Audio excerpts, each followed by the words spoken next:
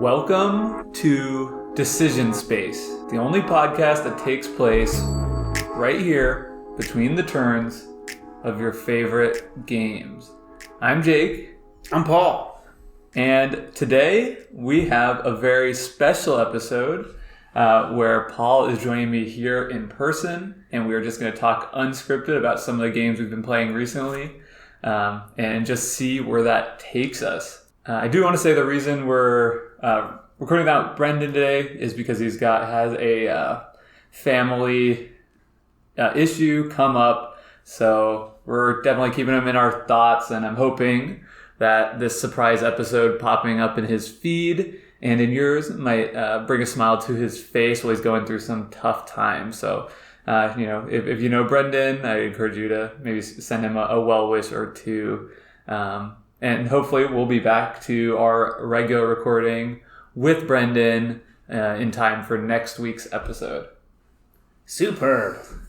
So, Paul, how's it going? It's going great. And I will say, as many times as I've done podcasts, it's always been like over a computer or like in an app or something. So to be in the same room as a friend talking about board games is unusual. Yeah, absolutely. I've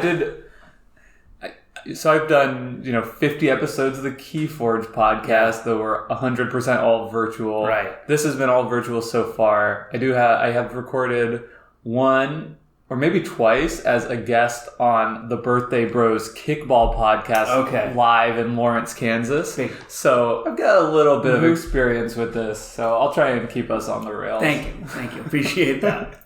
That was the second biggest kickball podcast in Lawrence, Kansas at the time. Number 2, Lawrence, Kansas kickball podcast. Big deal. That is a big deal.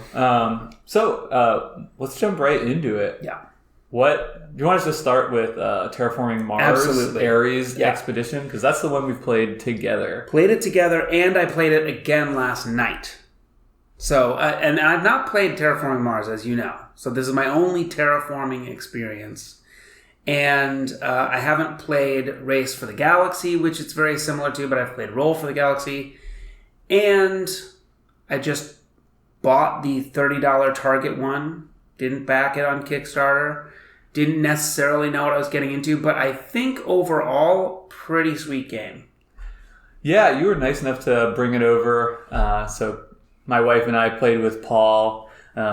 Bridget whipped us both at it pretty handily in that first play. That is true. Which is pretty typical, at least for me. And yeah, it was a fun game. I was surprised, I guess, how true to the original it felt, like in terms of the streamlining. It seems like most of the core of Terraforming Mars the game, which is really a card game, which is really built around what efficiencies you can get out of your cards, is there in this one. The only thing kind of loses out on is the tile placement aspect of it. But we talked about Terraforming Mars on this show, and I think my personal feeling, if I remember correctly, Brendan as well, felt like to us the complexity of the tiles and all the rules around that for like the payoff of actual decision space in original Terraforming Mars was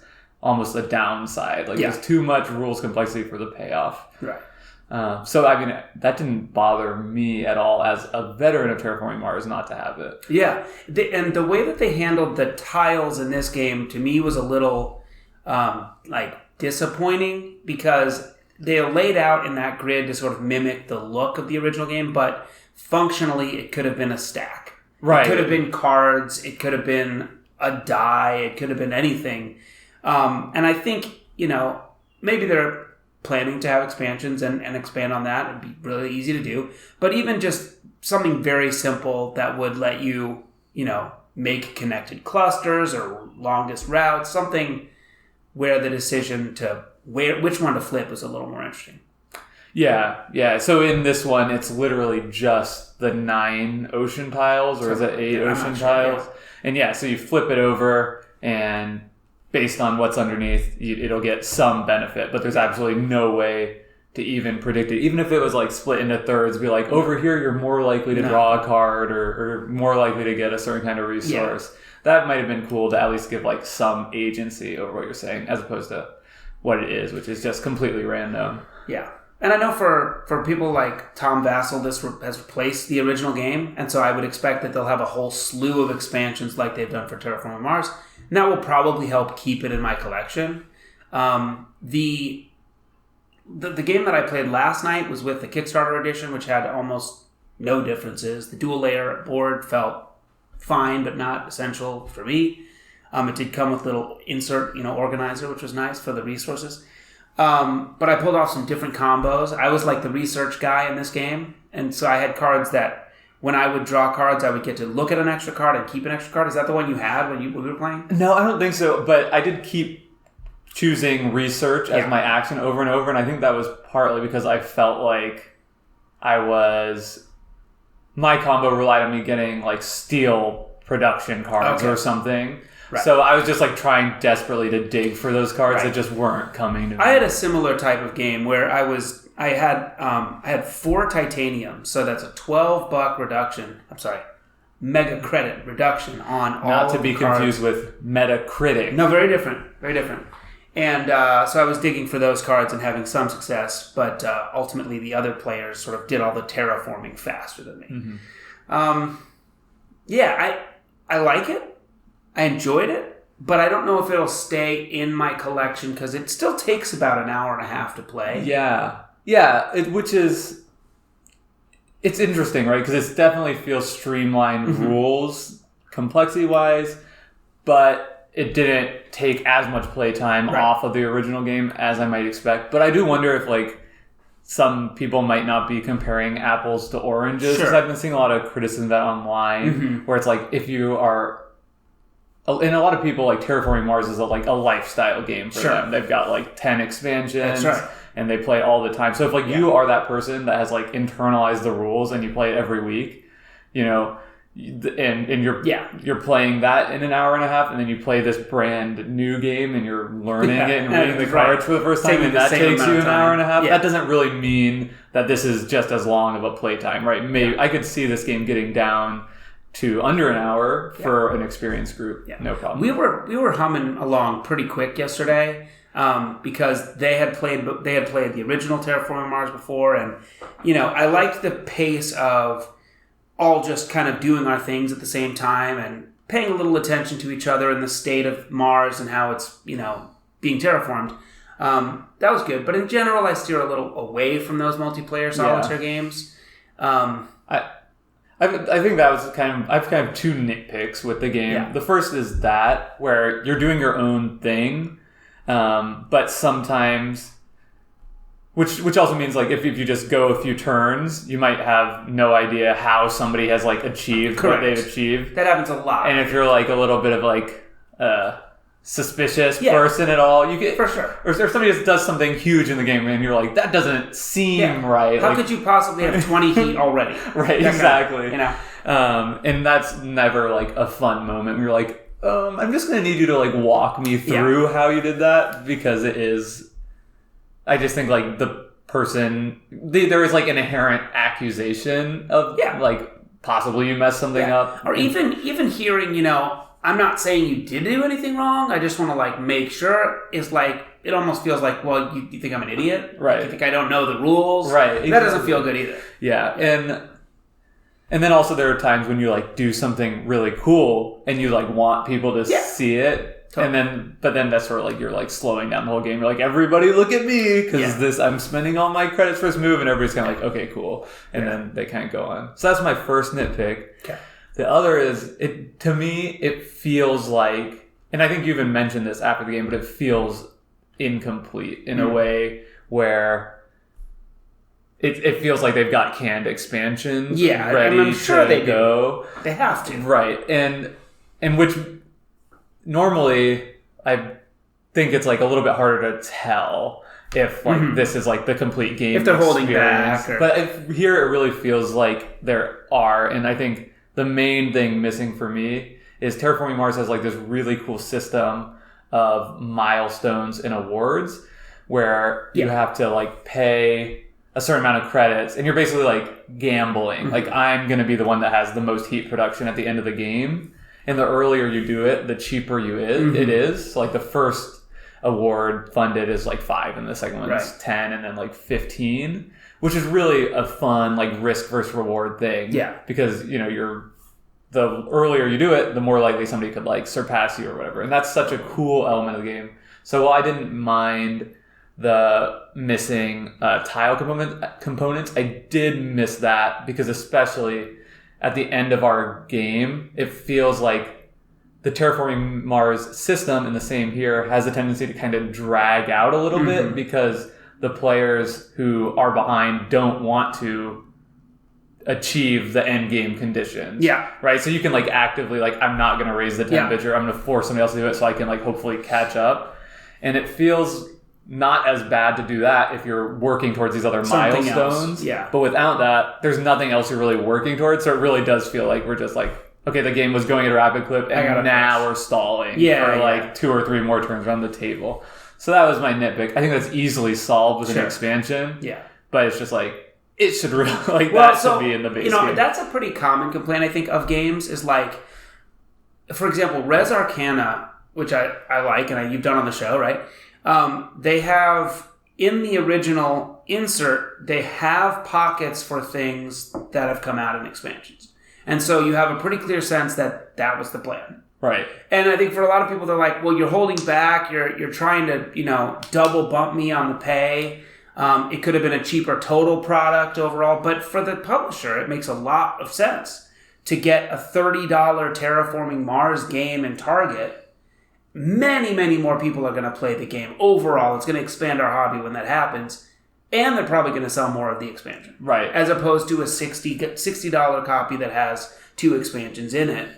And for some players may end up feeling like an overwhelming barrier to even get into Terraforming Mars. For sure. Yeah. Yeah, and I think that's like clearly me coming at the game having previous experience with Terraforming Mars, right? And maybe if I didn't, I wouldn't ever pinpoint that as like something that was missing. And I've heard that the Prelude expansion to Terraforming Mars is like the essential one. And I can sense that this game could use that too. Well, this game actually has it in it. Okay. So it's... Oh, that's kind of the at the beginning you get these 2 cards that give you like some resources to start out with. And that's the Prelude. That's all that it is? It's just that? Yeah, basically. Okay. I thought it would be a little extra like production. So that's actually a great point. So we lose out something that's core to the base game of Terraforming Mars, but we actually gained the essential expansion in this. Okay, gotcha. Cool. So that's cool. Yeah. So what else have you been playing lately besides a lot of disc golf? Yeah, a lot of disc golf. My favorite dexterity game, disc golf. But I want to spend some time today talking about my favorite designer. Okay. Mr. Phil Walker Harding. Yeah, you're a big Phil Walker Harding guy, and I know that because we're both members of some similar board game groups on Facebook, like the Board Game Geek one, the Dice Tower one, and I think because we're friends, like whenever you comment on something, it like pops up in my feed. And anytime anybody's like, "What's your favorite designer? What's the best designer?" I know Paul's coming in with the PWH. That's right. Praise be. And you know that I'm also going to mention Star Realms anytime, and this is sort of the reliable thing. So what I want to tell you about Phil Walker Harding, which blew me away the other day, he's had so many games come out recently. Yeah, we should list a few of the games. Yeah, so if you don't know Phil Walker Harding, best known probably for Sushi Go, even though his name's not on the box because GameRight doesn't do that. And then, of course, Sushi Go Party and Sushi Roll, which would be the variants of that. Then you also have Imhotep, which was nominated for Spiel des Jahres. You also have, Baron Park, Cacao, Archaeology, The New Expedition. I can go on. Do you do Imhotep Duel also? Imhotep the Duel, of course. Mm-hmm. Gingerbread House. I mean, I could go on and I've got them. Okay. Yeah. So, in recent times, he came out with Summer Camp, which has been a pretty popular Target exclusive, I think, in the last little while, which is a nice, clean intro to deck building. Which we played over here, right? No, we haven't played Summer Camp. Oh, we didn't play it. We made tentative plans to try it at some point. Okay, so Summer Camp. Then he also just came out with another Target exclusive called Snakes with 3 S's at the end, which is kind of a quick social deduction game. Okay? Then he also came out with a Gamewright game called Super Mega Lucky Box, which is like a Ganchon Clever Light. Okay. Kind of a bingo style roll and write game. And so I went on BGG and I looked up how many 2021 releases does this guy have? What is your guess? Well, you just said I just said like 3. Yeah. So it's got to be more than that. It's more than 3. I'm going to go with 5. It's 9. Holy crap. It's 9 games in a year, which I can't understand how. Because do you know how many he's credited with, like, total? Overall, it's many. Okay. I mean, it's because the ones you mentioned, I would have assumed, like, that, and I think I would have assumed that was kind of like the bulk of his catalog. It's a lot of it, but I also named you mean like 10 games, yeah, you know, and I can think of 9 5, right? to 10 is like a massive. Well, that's a huge catalog, and those games are selling every year, right? So he does have more, and I've collected even like some of his earliest games that are pretty hard to find, and they're just. He does such a good job of taking ideas and boiling them down to just working and being such a clean, good thing. Yeah, so what is it, I think you're already starting to answer this, but what is it about his design aesthetic that you think calls you so much? Because, I mean, I haven't played all these games, I've played a handful of them, and I think, you can sort of identify them as, like, clean, light, games, really. Yeah, almost gateway, kind of gateway plus sometimes. Yeah. But these are things that you can, I taught summer camp to my wife, who does not play games, does not enjoy games. She, the next day, said she would play it again. And played it again with my mom. My mom played it. Having never played deck building games, there were some things for them to, like, work out. But the fact that he can do that over and over, I think, is really impressive. Yeah. But it also fits my style of game, which is like 45 minutes to an hour, pretty easy introduction with strategic choices to be made. Right. And what blows me away constantly is that he has a series of games that are similar, like the Sushi Go line. Mm-hmm. Like there's like Gingerbread House, Baron Park, and Llama Land coming out this year, which are kind of a trio, trilogy. But he reaches out into roll and writes, reaches out into party games. He's got like a Codename style game coming out. And that just blows me away. I haven't played Summer Camp yet, but I'm interested in playing it. Yeah. I heard them talk about it on the Board Game Barrage podcast, and I don't want to misquote them, but the impression I got from it was that it was almost a call back in some way to like an older iteration of deck builder model, like almost like Dominion style. I think that's true. Yeah. Yeah. And Dominion is one of those games where you're genuinely just building a deck and you score your deck at the end of the game. Right. Expansions aside. In this game, in sort of modern deck builders, you have some board or some game state that you're modifying, right? Right. In this one, you have a board, but you're just racing on 3 tracks. Okay. So it's a pretty simple thing. And like Dominion, where you would have 10 cards out on the thing, you have 3 sets of cards here, and those are the 3 tracks you're racing up. And each set has a little different flavor. So every game has a little different flavor, and there's 7 sets in the game, There's nothing crazy about it, but it does give you some cool choices. The way that he works the economy is every card can be spent for $1. So you can always have $5 on your turn, pretty much. Some cards will give you extra, and all the food cards give you extra. And throughout the game, you get these little snack treats, which are kind of savable bucks that you can spend later. And that economy just really works. The game really works. As you race up these tracks, you get little bonuses that let you draw cards, move again. And, you're just a little race with cards. Yeah, that's cool. Do you think one of the things I think really helps get, you mentioned playing with, people that aren't, board game enthusiasts themselves and finding success with Summer Camp and maybe some of his other games.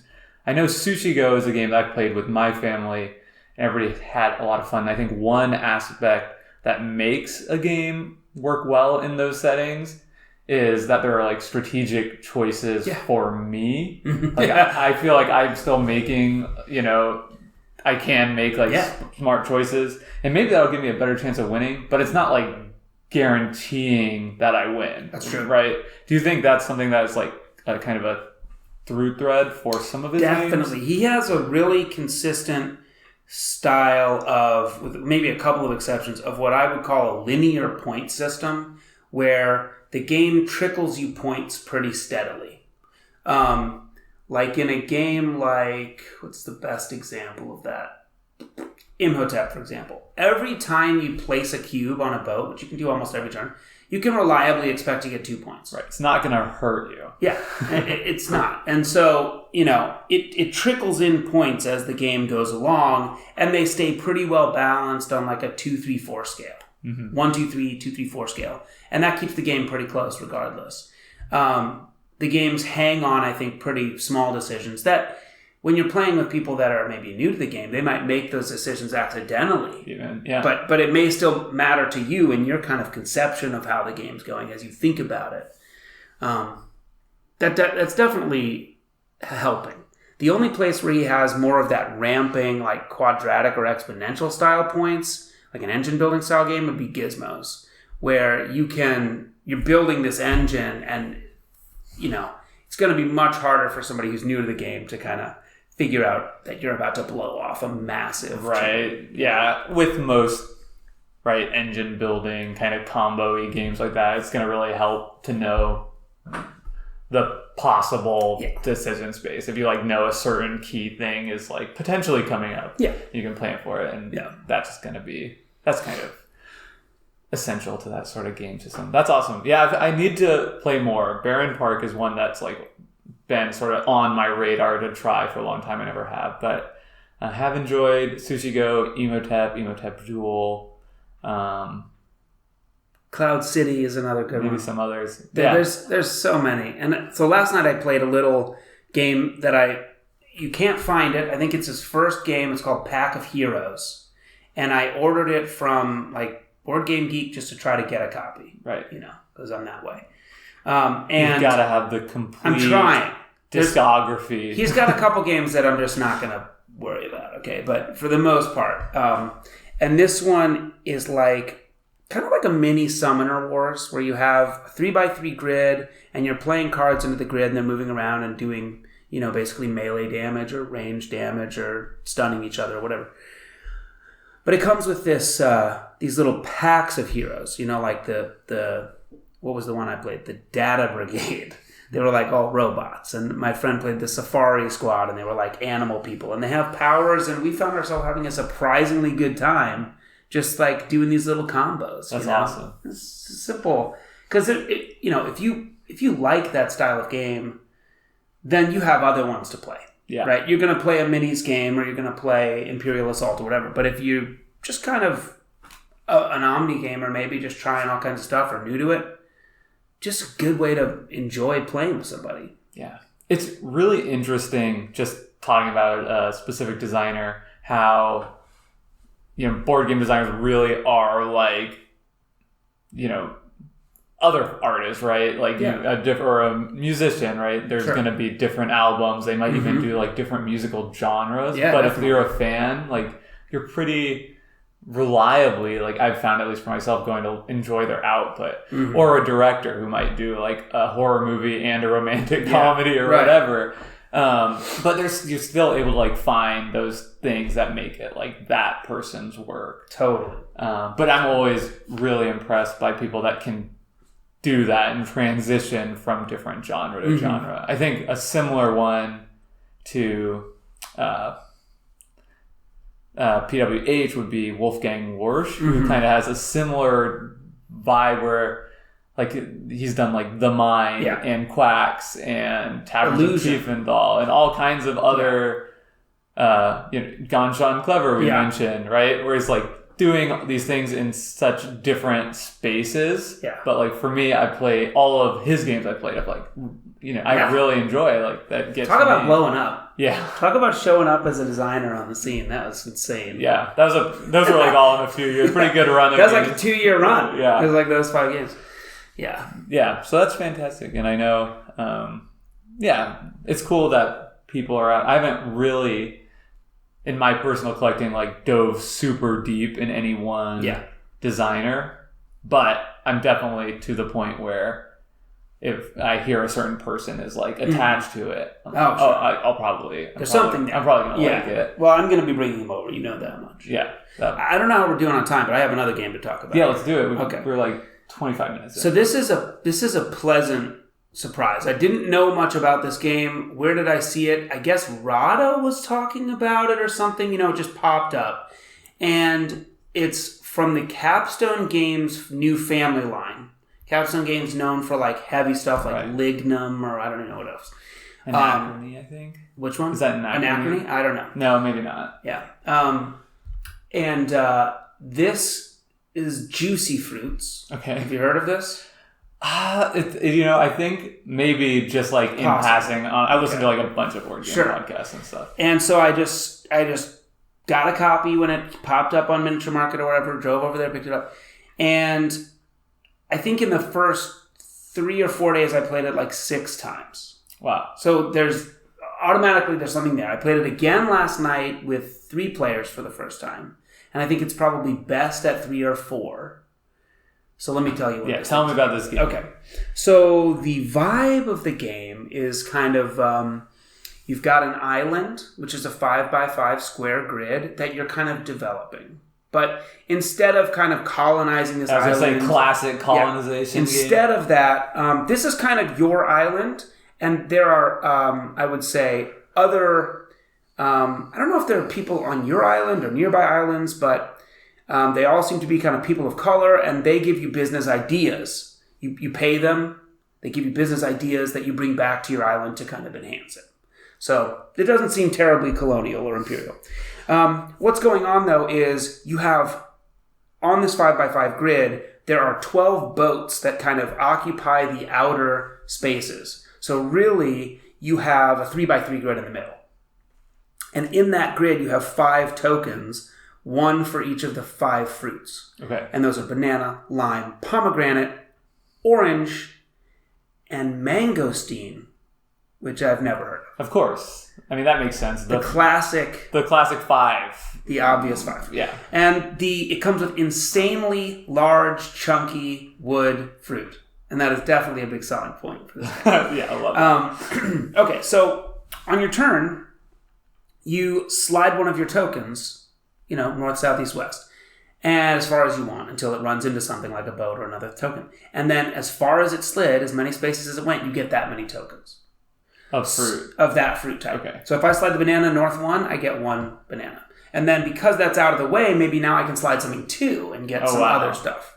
So it's a little rush hour vibe. Yeah, there's a little rush hour vibe. They don't ever leave, but the boats that are on that edge have... requirements, and if you pay them the fruit that they want, they will leave, opening a new space on your island. And the boats are the ideas that you bought? No, the boats are a separate thing. I was thinking, is the idea sell banana for money? No, we'll get to those in a second. Okay. Those do some other powerful stuff, and that's where you can probably get a lot of points. These guys give you little points. And the point scheme on the boats is pretty interesting, and maybe I'll get to that later. So you pay those guys fruit, you get a couple of points, they leave, opening space on your island. So now you can slide farther. If you clear off 3 on a side, you can go, 4 at a time. These boats are we're not going anywhere until you pay us. Hey, buddy. Or give us I need bananas. 3 mangosteens or I'm sitting here. Yeah. So that's kind of the base thing is upgrading your engine in a way there.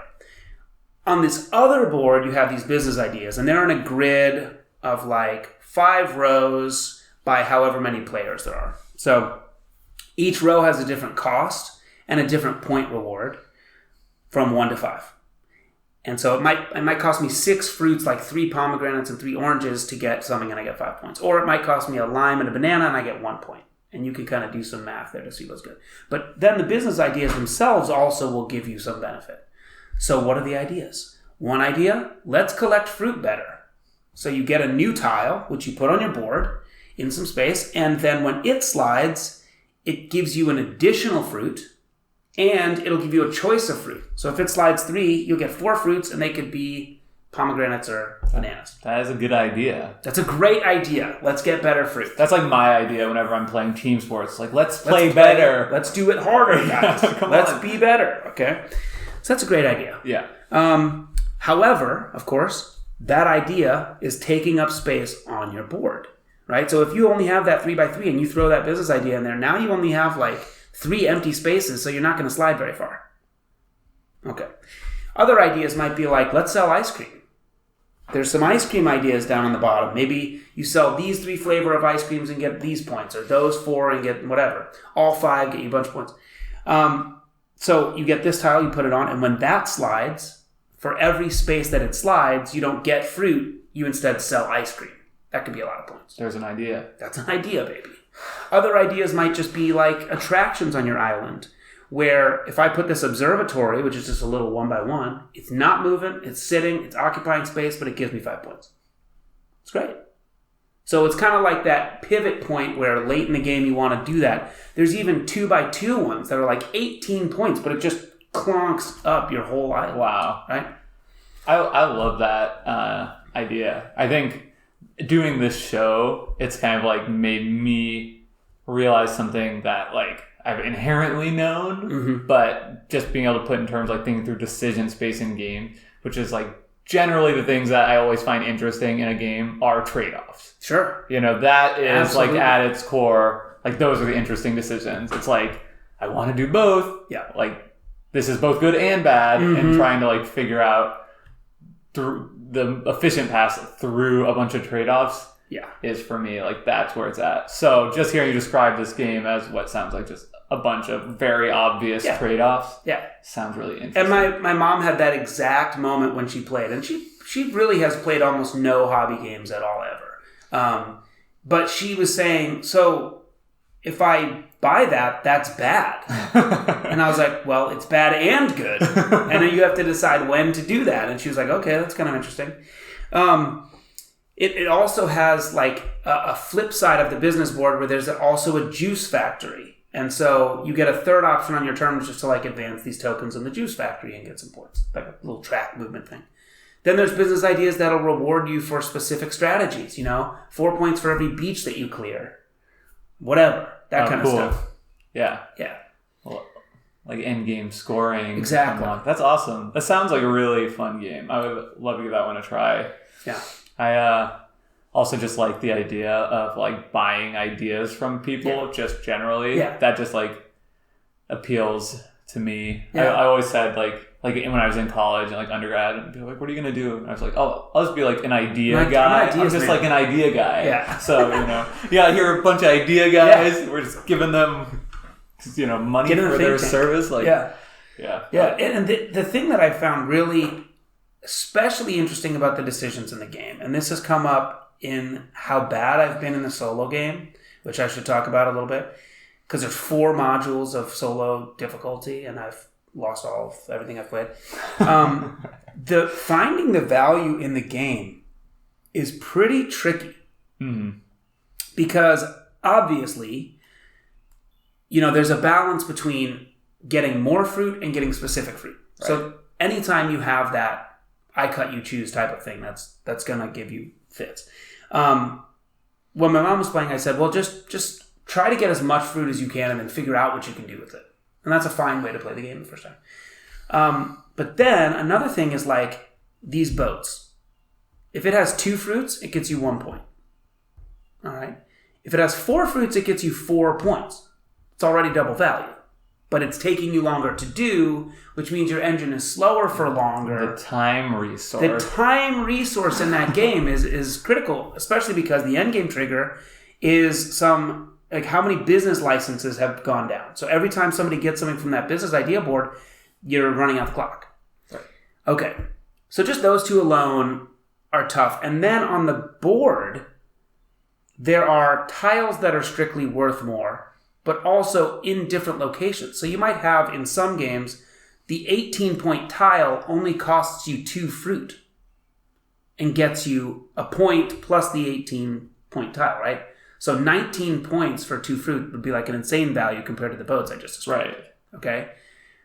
Or other games... So that's the idea, is you randomly shuffle them to put the grid. Okay. Yeah, you've got I think 24 tiles, and they just go randomly into this grid. Gotcha. Okay. So in a 2-player game, you only have 10 tiles out. Right. Which means you might not even have any of those, extra good collector baskets, so that you can't do that part of the game. Yeah. Or there might be no ice cream tiles, and so you just don't do any ice cream. Sorry. Yeah. Collecting fruit better is not for sale. No one thought of doing ice cream this time.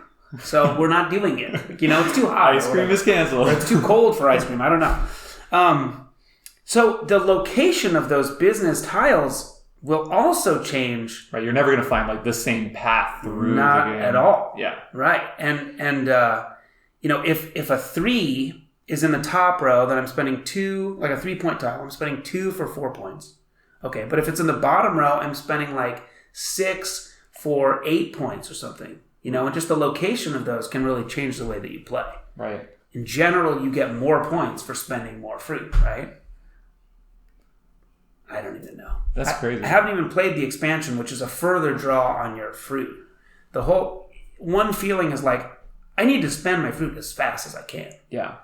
Obviously, you have to keep building your engine, but I don't want to. I need to hold it on to it. I don't want to buy bad business things when the game's just going to end. So, do you think that this game is successful for families, unlike the family line? Because it sounds a little... It does, doesn't it? Complex. Maybe the rules are simple, but certainly emergent complexity to really make good, smart choices. So my friends asked me that yesterday, and they said, so is this a family game? And I said, it's for a German family. Which, maybe that's true. I don't really know. But I think... a family that's been playing board games. Yeah. I think... I don't know how true that is. I don't think... It's not going to show up in Target, right? I don't know... what families are going to necessarily be drawn to it. I think the art and components definitely hit the family line. The solo stuff is not really aimed at that, but I do think it's a game that anyone could play. Right. But unlike those Phil Walker Harding games, it's not one that's going to be easy to stay in the mix necessarily. You can get just absolutely blown out of the water. Right. So... Would you say it's kind of a family game, Catan is a family game? Maybe. Sort of that complexity. Yeah, or Machi Koro. Okay. Which is, I feel like, is sort of similar to Catan in some ways. Or, it's something that... Because I would say Catan is a family game, but it's not necessarily a kid's game. That's true. That's true. That's true. I think that what it does really well is there's 2 things you do in the game. Slide a tile, spend some fruit if you want. That's your turn. And so any kid can make decisions and still enjoy picking up chunky tiles or chunky tokens and then finding where they can spend them and getting some points. Yeah. That's such an awesome thing. And I haven't seen the production of this game, but having just chunky stackable tiles, it means so much. It does. It's so beautiful. And the colors are really great. For some reason, my mom didn't like the art, and she worked in creative services, so she's kind of had an eye for design and art. I don't know what it was that she didn't love exactly, but I think it looks subjective. Really perfect. Of course. But the vibe of the islands is really beautiful. It's got these blues and greens and sandy, tans and stuff. It's really nice. Cool. You got to bring that one over. Because I think it would be right in my alley. I want to wrap up this podcast by running one game by you that I've had the opportunity to play a couple times. I'm ready. Have you ever played Fireball Island? I have not, but I've seen it on tables. My friend Matt loves that game. So I was one of the... I don't know if this is still going on by the time you hear this podcast, but somehow Target, again, another Target game, I don't know. They're doing it incredible lately. They're doing good. If you're in America and have access to Target, it's pretty cool to see all these awesome designer board games showing up in big box store.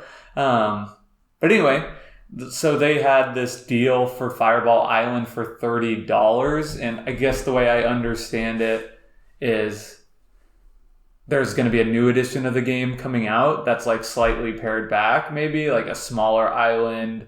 Doesn't include snapshots, which is like pictures, like cards. A set collection, end game scoring element. But otherwise, mostly the same game, and that's going to be retail at $30.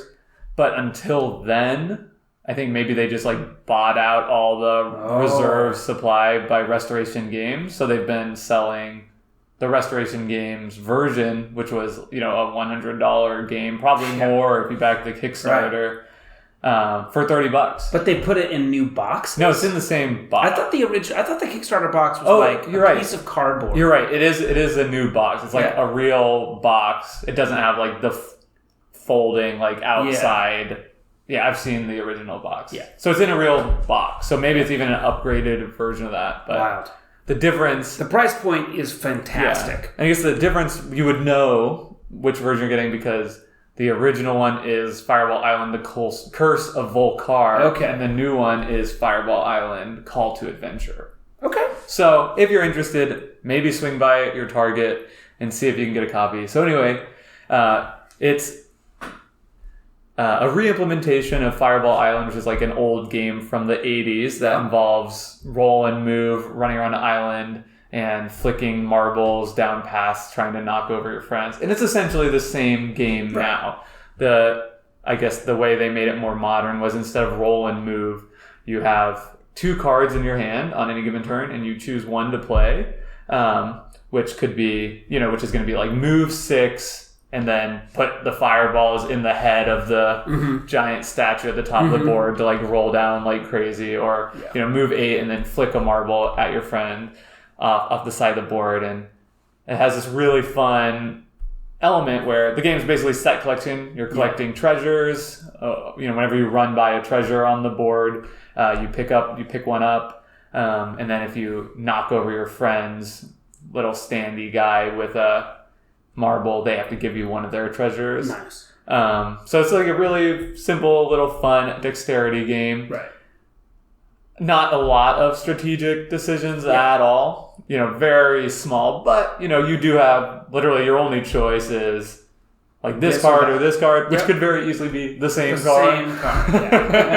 Yeah. And then also, I guess we love dexterity games, so the decision of what marble to flick at which person, what's going to be like your highest likelihood of executing the shot, and that can be really fun because it has this pretty funny rule where you can't use a finger and thumb to create a flick. You have to like one finger. Yeah. So a situation came up where it's like, I can knock this, like this marble is the closest to this person, but that person's like on a slightly elevated platform, so like can I like project the marble up at them? Versus trying to like roll it down a different path at somebody else. Could you do it like with your you said thumb? You could do thumb. Could you do that? Could you do like middle finger flicking type thing? You know what? Actually, don't bring over any game. Yeah, it's no, but I've lost the spirit of the game. I'm trying to game it out. No, I have no idea. But from a disc golf sense, like there is a lot of fun in trying to like pick your line, shot selection. Like there really is a fun element there, and when you're putting marbles in the head of Volcar, you can like move it one click left or right, or you can choose to like move these like trees that are on the island that have like one root sticking out, so you can like block off your path theoretically. Cool. Right. So there's a lot of fun to be had there. I played it over on the 4th of July. We had some friends over, just had some beers in the backyard, grilled, and then came in and played Fireball Island, and it was like perfect for that kind of setting. We had a blast. And then I brought it home over the weekend. I went back to Kansas for my cousin's wedding, and I played it with a couple of friends there, and just had a great time. Yeah, it's just a toy. Yeah. But the thing that I realized in playing it that is just so fun, and I think like kind of magical and exciting about dexterity games, and the same thing happens in like disc golf or sport or any other dexterity game. But when you're playing like a pure strategy game, you don't get moments that are exciting in the same way, because like the most exciting moments in Fireball Island are like just weird things that happen with physics. Right. Right? Like my guy's standing on a bridge, like a precarious bridge. Like the marble comes by and like hits the bridge, which like, falls over, and my guy lands standing up on a space. And it's just like, you put your hands on your head and you're just like, whoa! Right, the space of possibilities is so much more. Yeah, like I can't believe that happened. Like how incredibly lucky. Totally. Right? Or the marble like hits the guy and the guy just slides along with it and doesn't fall. Or, marble ramps up out of the chute and like knocks somebody else over. Just like all these crazy things happen. Totally. And the fact that they can happen, I mean, like any time a marble is like engaged, it's like everyone is just excited. You don't know what's going to happen. Yeah. Right. You have some pretty good sense of what the turns are going to look like in Terraforming Mars Ares Expedition, right?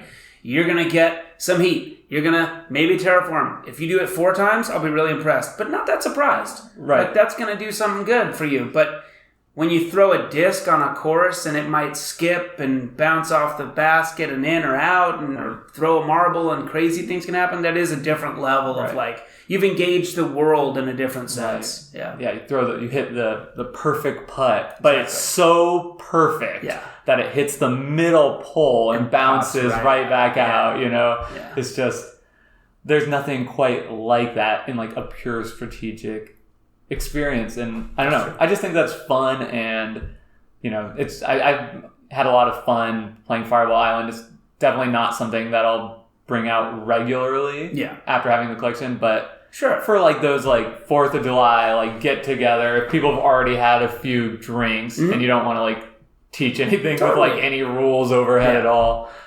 And this hobby is just about enjoyment, and sometimes the most memorable things that happen are just silly and fun, I don't think I'll ever forget the time I played Inking Gold with one of my students, and he and I were the last two in the temple, and he was like, no, I'm just going to press my luck till I bust.